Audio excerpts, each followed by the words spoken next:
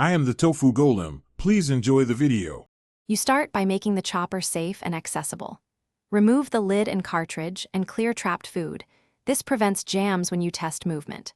Once done, visually inspect blades and the central spindle for bends or hardened residue because worn parts cause poor chopping.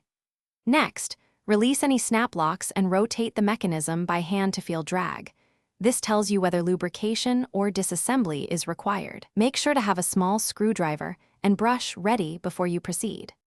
You now take the unit apart to clean and repair. Carefully unscrew retention clips and lift out the blade assembly, noting orientation so reassembly is correct.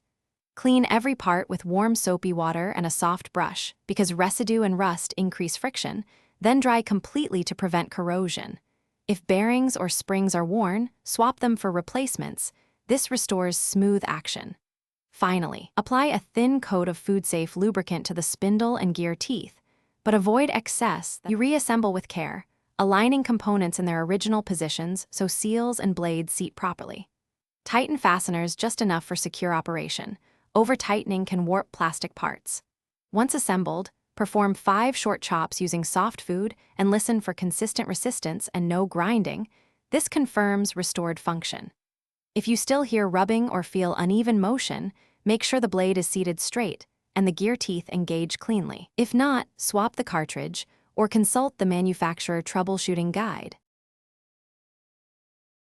Thanks for watching. Consider subscribing if we helped you today.